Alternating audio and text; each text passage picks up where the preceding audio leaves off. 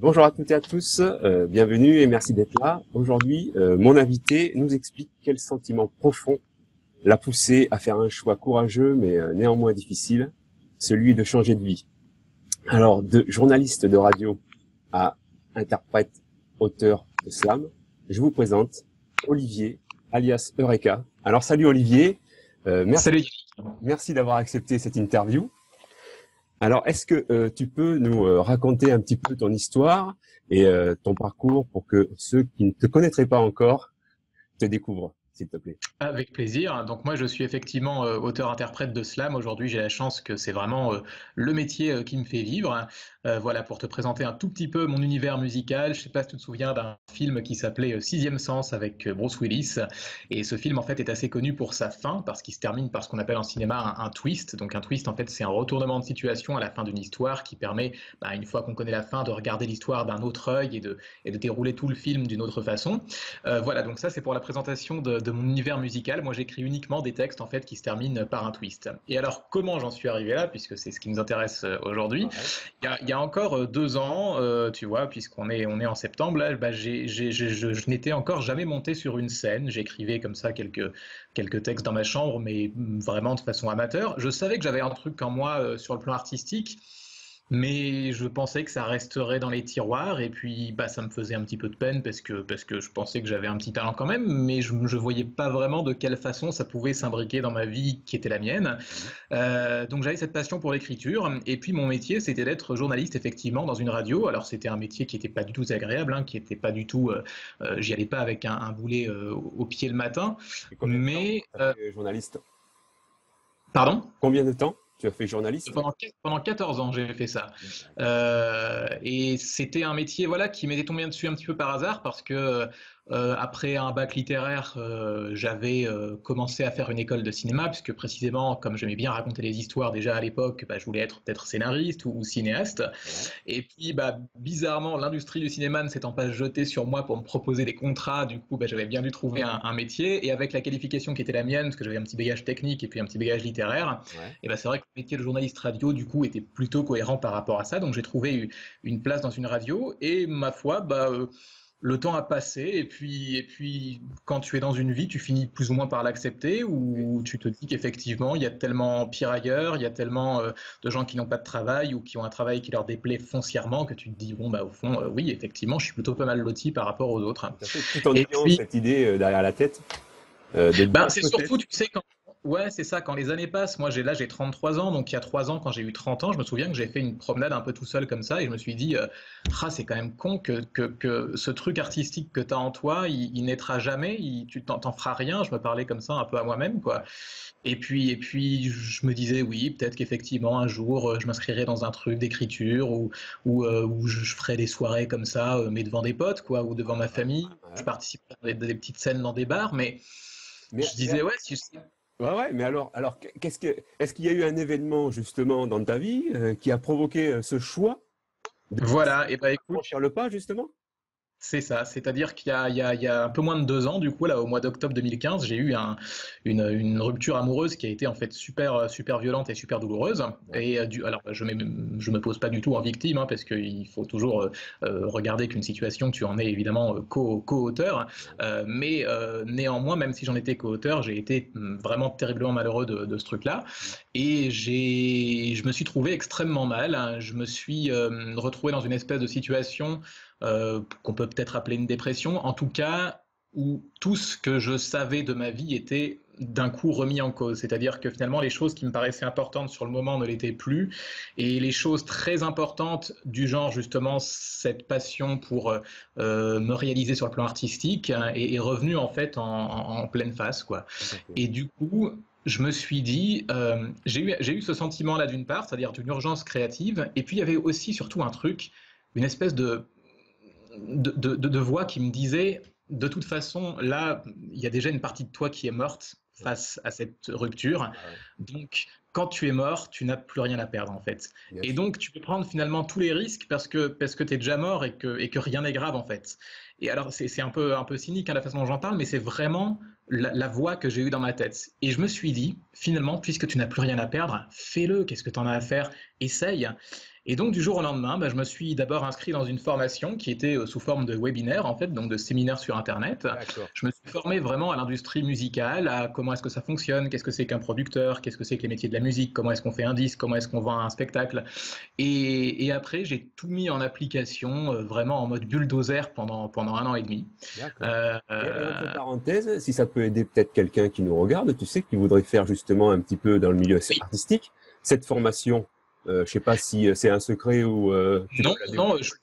je fais volontiers de la pub au monsieur qui fait ça parce que j'en suis absolument ravi. C'est un monsieur qui s'appelle Gildas Lefebvre et il me semble que sa boîte s'appelle GL, comme Gildas Lefebvre, GL Connexion. Vous jouez D'accord. avec ce nom-là dans Google et vous allez tomber sur lui. Alors, je ne sais pas si la formation qu'il a fait à l'époque existe encore en l'état, mais en tout cas, il fait toujours cette activité de coaching, d'accompagnement d'artistes et c'est un type, enfin, vraiment que je vous recommande les yeux fermés parce qu'il est, voilà, moi, il m'a Voilà. beaucoup aidé.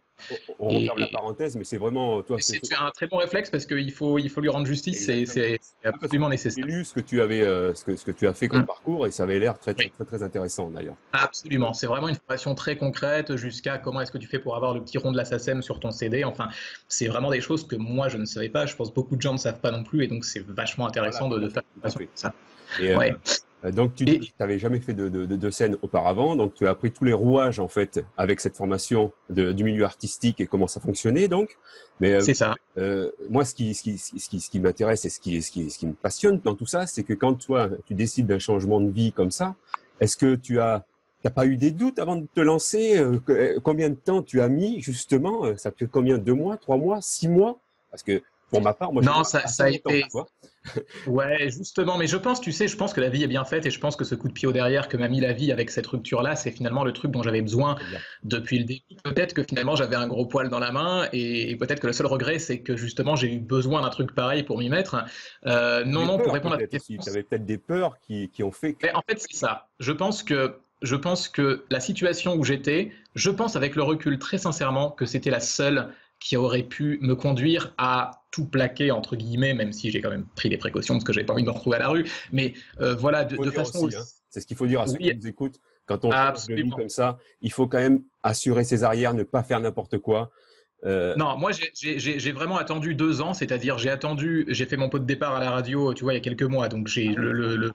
le départ de la radio est vraiment tout récent. Par contre, le changement de vie pour moi radical, il a quand même lieu effectivement en octobre 2015, puisqu'en quelques jours, pour moi, je passe de vie à trépas, et là je me dis, change de vie parce que de toute façon, c'était de l'ordre de la survie en fait pour répondre à Ouais, ta question. ouais. C'est vraiment de l'ordre de la survie.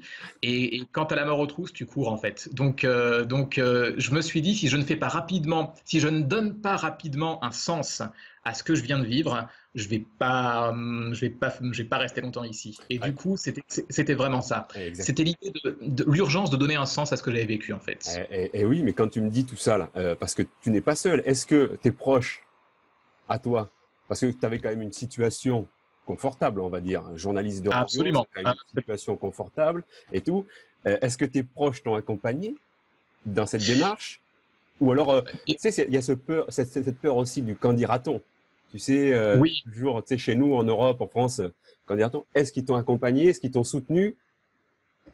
d'abord, ils étaient super inquiets pour moi quand, Ouais, quand, euh, quand la rupture s'est produite. Donc, si tu veux, le fait pour eux de voir que j'avais au moins une espèce de truc qui me retenait en vie et qui me motivait et qui me passionnait, je pense que déjà c'était un soulagement. En plus, ils voyaient quand même que depuis quelques années, quand tu as fait 14 ans dans une boîte, et ça faisait facilement 10, enfin ça faisait facilement quelques années en tout cas que ils sentaient bien que c'était pas la passion. Et puis, donc ils ont pas vraiment été inquiets. J'ai même eu la chance qu'ils me soutiennent, en tout cas, qu'ils m'encouragent, qu'ils me disent, bah écoute, si tu le sens, après tout, voilà, comme on dit, hein, deviens ce que tu es, et puis tu n'as qu'une vie, donc profites-en.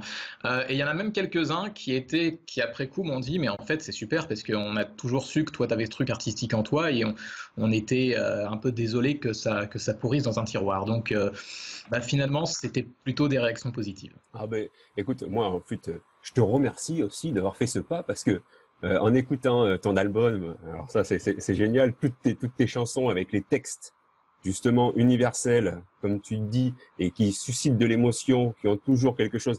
Enfin, je sais pas, ce sont des textes qui sont quand même assez cherchés, recherchés en tout cas, et qui sont, pour moi, dans le temps, ne vont pas se démoder, hein, comme des textes à la Cabrel ou alors à Jacques Brel ou alors. pour être plus aussi dans ton milieu, parce que c'est slam rap, toi un peu, j'imagine. Enfin moi Oui, je te vois oui, plus oui. comme un slammer qu'un rappeur. Mais ça c'est un avis personnel, encore une fois.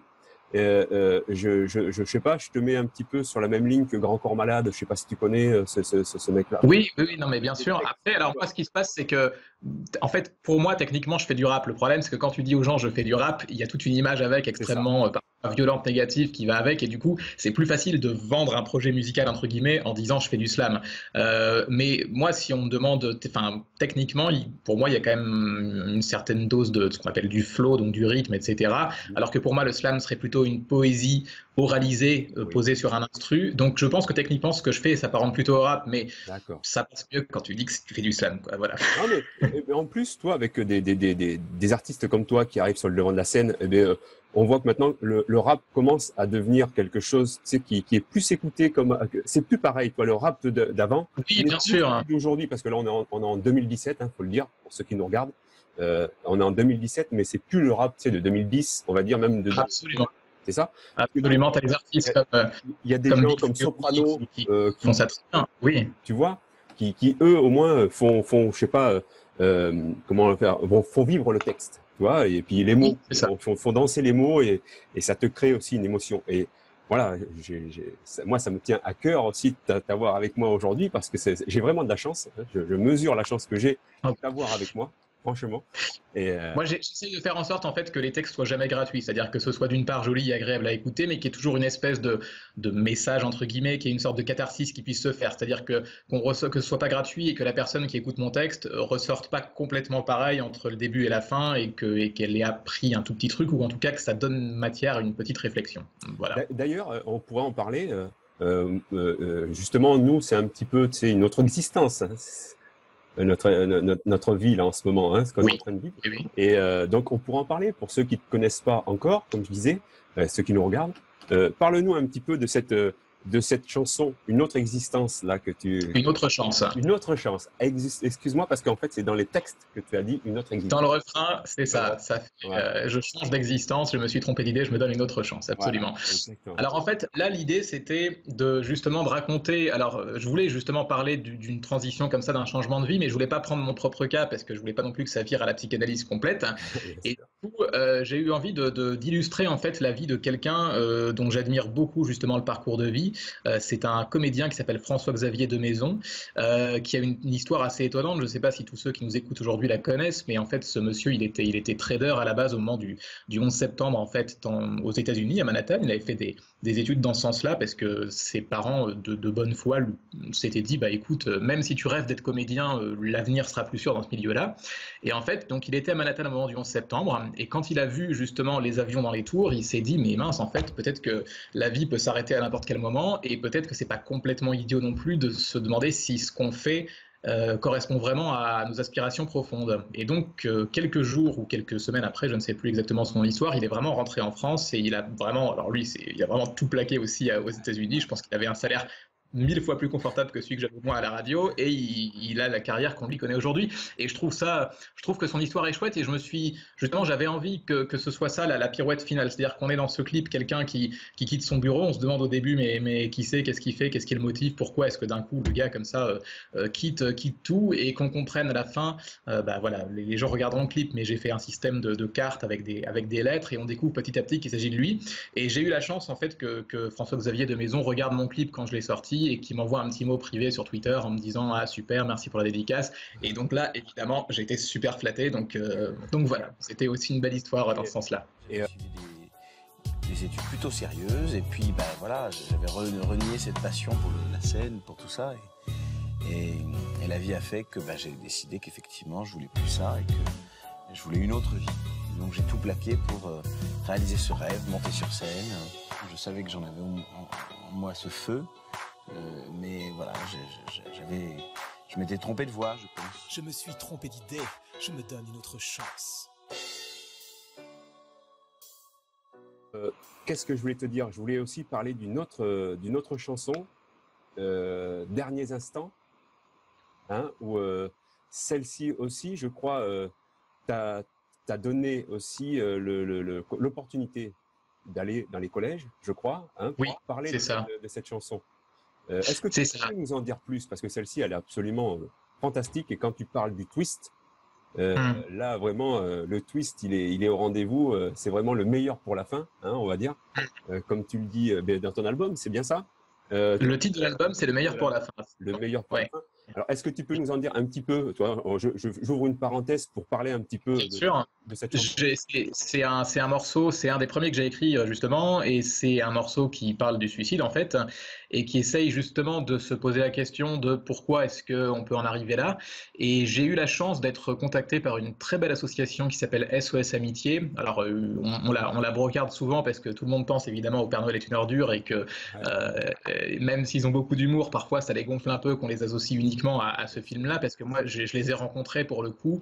Je suis allé voir le travail qu'ils font bénévolement. Ils donnent des jours et surtout des nuits en fait de façon bénévole, juste pour dormir sur un canapé à côté d'un téléphone en attendant que ça sonne. Et voilà, pour moi c'est vraiment des gens qui sont géniaux parce que concrètement ils font vraiment du bien sans faire de bruit. Ils décrochent un téléphone la nuit avec des paroles. Ils arrivent la plupart du temps à soit réconforter les gens, soit pire à les empêcher de passer à l'acte. Et voilà, donc j'étais assez fier de bosser avec eux. Et effectivement, j'ai eu l'occasion quelquefois d'aller dans des collèges, des lycées avec eux pour parler du suicide, notamment sous le prisme du harcèlement scolaire, puisqu'on sait que c'est malheureusement un des facteurs qui font qu'il y a des ados qui se suicident.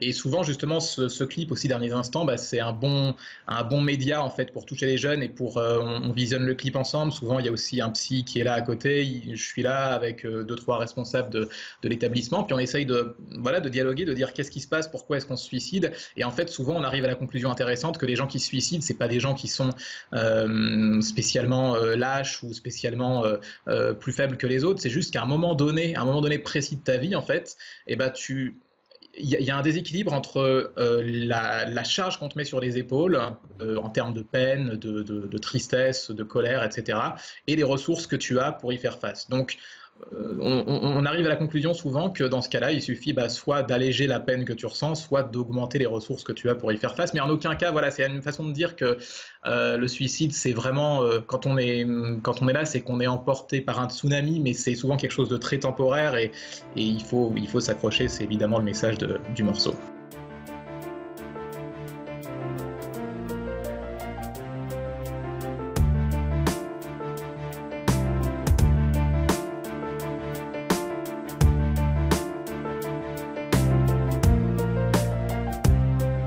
Hélas, je le sais, regardons les choses en face. À 21 ans passés, me voici dans une impasse. À rêver de travailler sans jamais trouver de place. À rêver de t'embrasser sans avoir assez d'audace. Assez de ressasser ce passé qui me les casse. À quoi bon me dépasser? C'est toujours inefficace. Harassé, terrassé, c'est mon reflet qui me glace. Il est temps de l'effacer, que voulez-vous que j'en fasse? La vie est un tournoi, le sort, mon adversaire a les revers qui me foudroient. Des coups droits qui me sidèrent. La terre n'est pas pour moi, ça n'est pas mon univers. Je n'ai pas compris ces lois, je n'ai jamais pu m'y faire. Pourquoi ne peut-on pas revenir en arrière quand on s'est trompé de voie, qu'on ne voit plus de lumière? Dis-moi, peut-on savoir ce qui nous reste à faire quand tous nos rêves et nos espoirs se sont déjà foutus en l'air? Ça y est, je me sens libre, debout sur le balcon, les pieds en équilibre au-dessus de l'horizon. Je vais toucher le vide, oublier mes illusions. Ne parlez pas de suicide, il s'agit d'une évasion. Ça y est, je me sens libre, debout sur le balcon, les pieds en équilibre au-dessus de l'horizon. Je vais toucher le vide, oublier mes illusions. Ne parlez pas de suicide, il s'agit d'une évasion. Dans mon âme se reflète l'image des galères, des drames et des tempêtes, des gaffes et des impairs, des larmes et des défaites. Et comme un coup de tonnerre, une question se répète. D'ailleurs, au j'invite fond, tout le monde à aller voir, aller acheter ton album, que l'on peut trouver où d'ailleurs?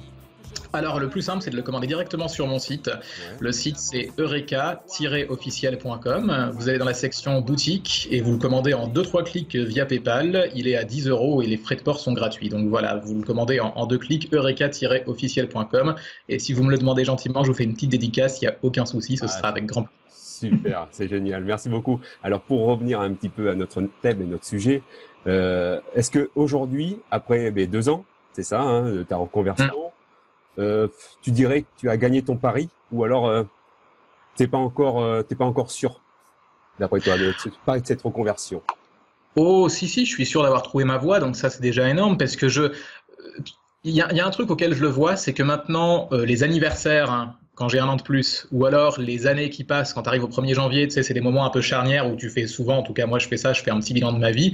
Je suis plus en train de me dire, je suis dans une vie, mais il faudrait que je fasse autre chose, et je suis dans une vie en attendant. Je ne suis plus en train de me dire ça. Je suis en train de me dire, ça y est, je suis à ma place, c'est sûr. Effectivement, je ne sais pas de quoi demain sera fait et c'est plus incertain qu'avant, mais c'est un tel soulagement de te dire, ouais, c'est bon, j'y suis, quoi, j'ai trouvé ma place.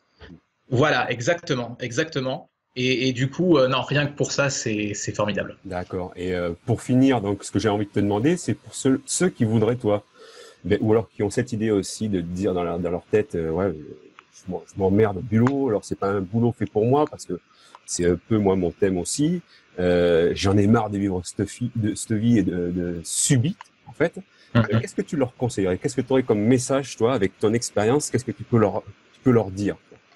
Chaque parcours est différent, mais ce que je conseillerais d'abord, c'est de ne pas se censurer au niveau de ses aspirations. C'est-à-dire que moi, s'il y a 2 ans, j'avais dit j'ai envie de faire du rap, je pense que personne ne m'aurait cru et personne ne m'aurait pris au sérieux.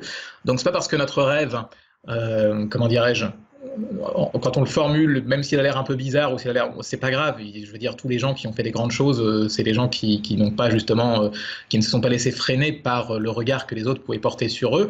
Et puis la deuxième chose, c'est qu'à un moment donné, il y a quand même un truc qui s'appelle le quotidien et qu'il faut assumer. Donc faire le rêve, oui, mais il faut impérativement le faire de façon structurée. Par exemple, moi, il aurait été hors de question que je me lance sans me former. C'est le premier truc que j'ai fait. Et d'ailleurs, sans cette formation, je suis certain, mais absolument certain, que ma passion n'aurait pas suffi. Donc, 50% de passion et 50% de pied. Allez, 51% de passion et 49% de pied sur terre. Voilà. Tout à fait. Voilà, c'est bien. C'était le mot de la fin. Je te remercie beaucoup, Olivier, alias Eureka, si vous voulez. C'est ça. Voilà, c'est le nom de ton groupe, on va dire, Eureka.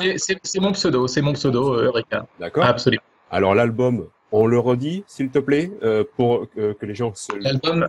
Voilà, si vous avez envie d'entendre des histoires avec un twist, une pirouette à la fin, et vous pouvez vous amuser à les réécouter une deuxième fois pour avoir la même histoire mais d'une autre oreille, donc vous allez sur mon site eureka-officiel.com, vous pouvez écouter les morceaux, regarder les clips, voir si ça vous plaît, et si ça vous plaît vraiment beaucoup, donc il y a l'album qui s'appelle Le Meilleur pour la fin, dans la partie boutique, il est à 10 € et les frais de port sont gratuits. Voilà. Ok, merci beaucoup Olivier.